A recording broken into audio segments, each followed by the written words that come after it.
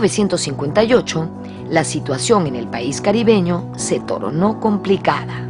Había estallado la Revolución Cubana, liderada por Fidel Castro, y la violencia se apoderó de la isla.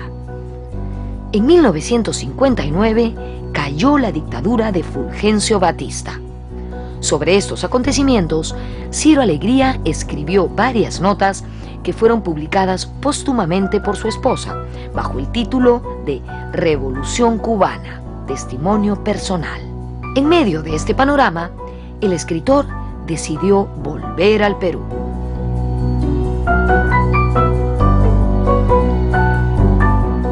Entonces, en el segundo viaje, que ya fue para quedarnos, ya traíamos a Cecilia de 1 añito. Es mi hija mayor que vive en Estados Unidos, ¿no? Entonces nos quedamos, y de ahí los años hasta su muerte los ha vivido en la política.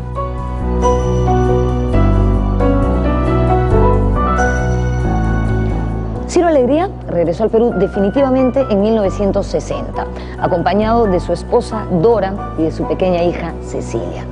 A los pocos meses fue internado de urgencia en el Hospital Obrero debido al sangrado de una úlcera duodenal. En el sanatorio recibió la visita de colegas y amigos de la talla de Enrique López Albújar, José María Arguedas, y también recibió una noticia que probablemente lo ayudó a sobrellevar esos días. Su obra cumbre, El mundo es ancho y ajeno, había sido publicada por la colección Populibros, dirigida por Manuel Escorza y Juan Mejía Vaca.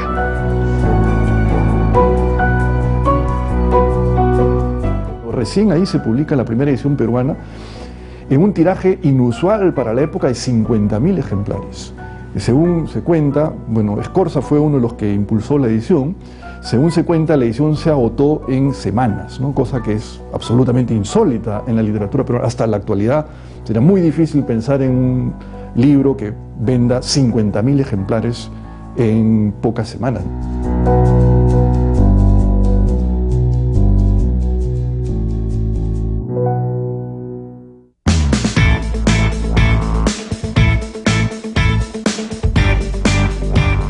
A lo largo de su vida, Ciro Alegría hizo amistad con muchos de sus colegas de profesión, con la poeta chilena Gabriela Mistral, por ejemplo, o con los peruanos Manuel Seoane, Antenor Orrego, José María Arguedas y José Sabogal. De este último, Ciro Alegría dijo: un peruano integral es y debe ser indigenista. José Sabogal, desde luego, lo era. Pero entre todos estos, Alegría le tenía una especial admiración a Enrique López Albújar.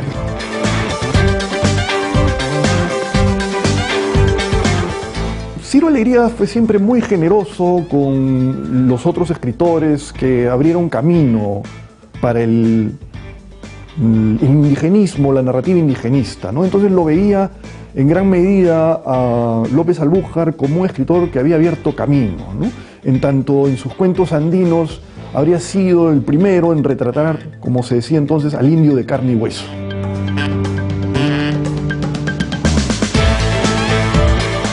Ya alejado del aprismo desde 1948, Ciro Alegría incursionaría nuevamente en política.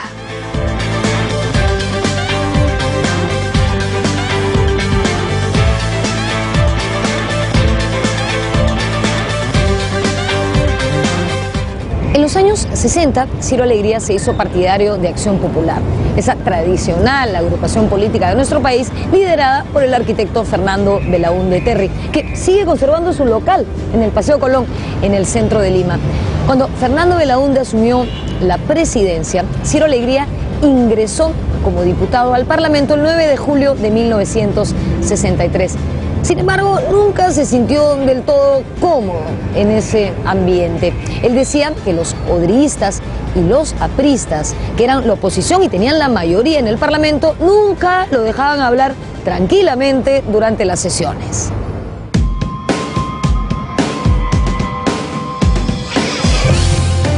En esta nueva etapa de su vida, no publicó mucha literatura.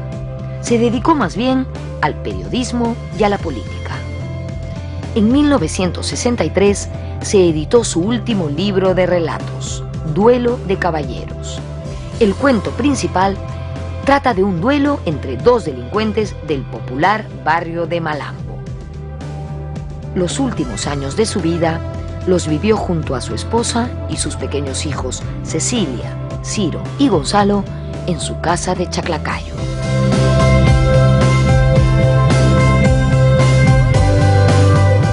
Él escribía en su biblioteca, siempre estaba metido en su biblioteca, y eso me recuerda mucho que mi padre era igual.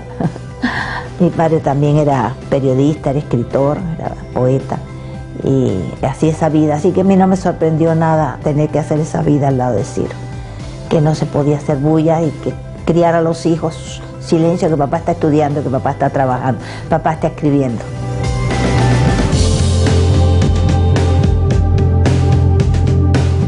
En 1964 viajó al Encuentro Internacional de Escritores en Berlín.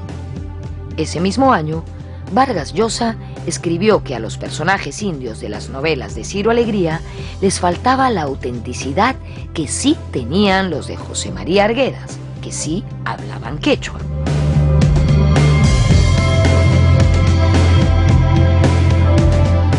Entre ellos nunca existió una rivalidad personal.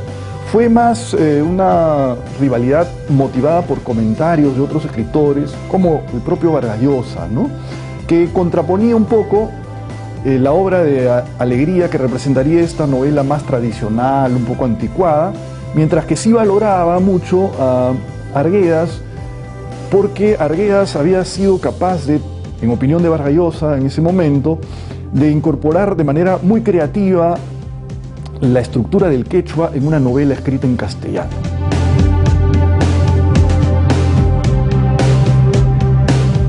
Alegría no demoró en responder de manera inteligente y clara al comentario de Vargas Llosa. Mi indio no es el de Arguedas. Mi indio es el norteño, un indio que no habla quechua, amestizado, de decisiones rápidas, un tanto pragmático.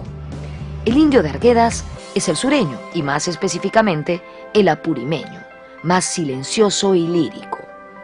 El indio del norte es más rebelde que el indio de Arguedas, pero carga también toneladas de dolor. Ciro Alegría, Diario Expreso, el idioma de Rosendo Maki, 5 de junio de 1964. Cuenta Dora Varona que luego de esta aclaración, Vargas Llosa le escribió una carta a su esposo en la que le pedía disculpas.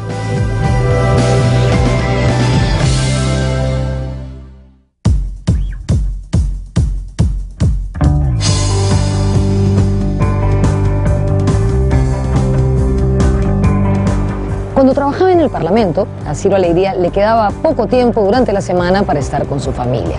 Pero eso sí, los fines de semana los dedicaba a ellos. Los domingos, por ejemplo, venía a las riberas del río Rímac y aquí, con su sombrero de ala ancha cajamarquino y sus botas, les contaba a sus hijos historias, cuentos o les leía fragmentos de sus novelas. Al menos así lo recuerdan Cecilia, Ciro y Gonzalo.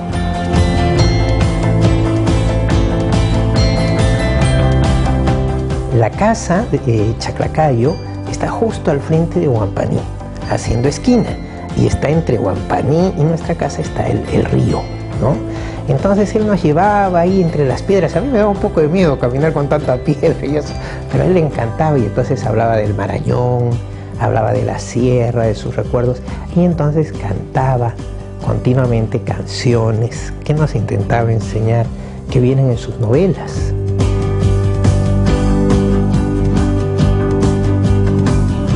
En mayo de 1966 fue elegido presidente de la ANEA, la Asociación Nacional de Escritores y Artistas.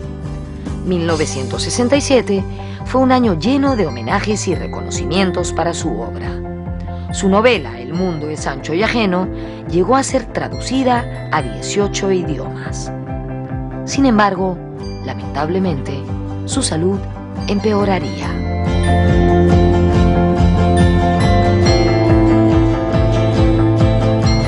El 17 de febrero de 1967, la muerte encontró a Ciro Alegría en esta casa, ubicada en la calle Los Robles, número 220, en Chaclacayo.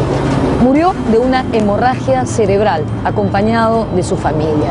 Su esposa, Dora Barona, estaba embarazada de su cuarto hijo y cuenta que él, en medio de fuertes dolores y con la parálisis prácticamente invadiéndole todo el cuerpo, se incorporó un momento y dijo: madre, desde que te fuiste, cuánta soledad. Ciro Alegría recibió como homenaje póstumo las palmas magisteriales en el grado de amauta.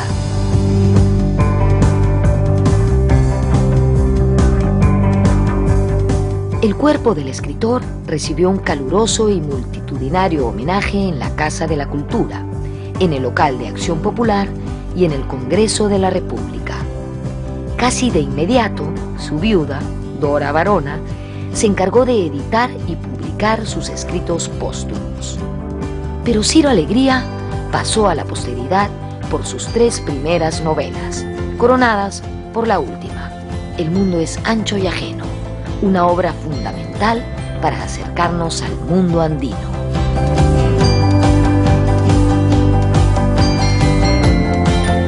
Quizá uno podría decir la obra completa de Arguedas o de Vargas Llosa es más importante que la de Alegría, pero como una novela sola, escogería El mundo es ancho y ajeno. Una novela clásica en todo el sentido de la palabra, construye una imagen del mundo andino que ha tenido un gran impacto en el Perú, ¿no?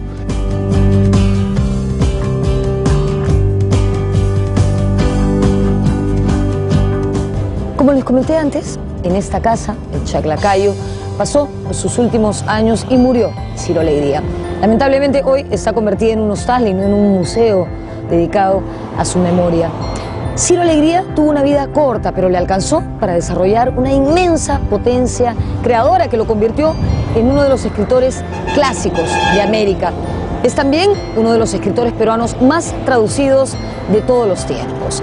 Si bien estuvo desterrado mucho tiempo fuera de nuestro país, siempre llevó a su patria en la piel y sus historias transcurrieron en la zona rural del Perú. Esas mismas historias que hoy son universales. Nos vemos en la próxima.